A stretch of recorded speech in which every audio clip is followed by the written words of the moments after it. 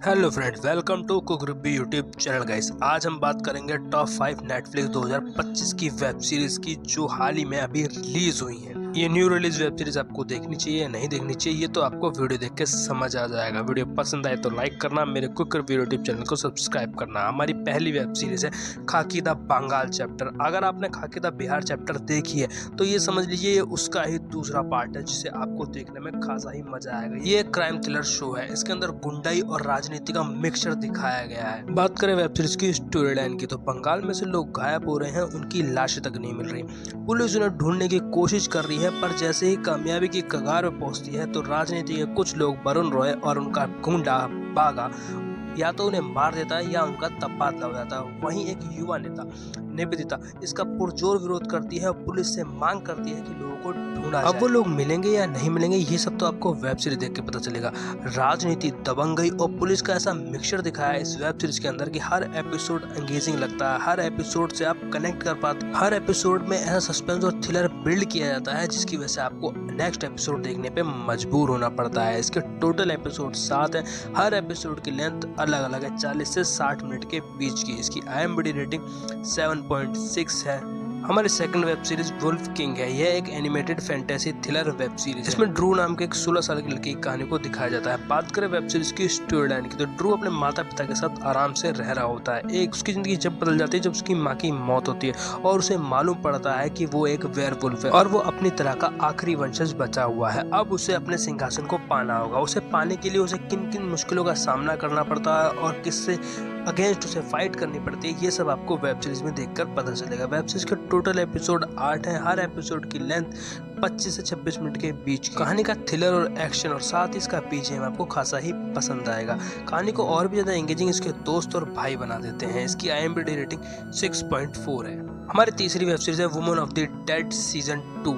बात करें web series की स्टोरी ब्लूम के रिवेंज के बाद। ब्लूम के पति के मर्डर के कातिल को ब्लूम ने मारकर काट दिया होता है। वो चाहती है पुलिस वालों को उसकी लाश ना मिले, ऐसे केमिकल में उसने डुबोकर रखा होता है, बट फिर भी पुलिस को उसकी लाश मिल जाती है, वो भी आधी अधूरी हड्डियों के साथ। पुलिस का सीधा शक ब्लूम पर जाता है क्योंकि वो कॉवन जिसके अंदर वो लाश मिली होती है वो ब्लूम ने बनाया होता है। ब्लूम की बेटी को उसके ही पति के मर्डर के साथियों ने किडनैप कर लिया होता है। अब वो अपनी बेटी को किस तरीके से उनसे छुड़ा पाती है, साथ ही पुलिस वालों से किस तरीके से अपना पीछे छुड़ाएगी, ये सब तो आपको वेब सीरीज देख के पता चलेगा।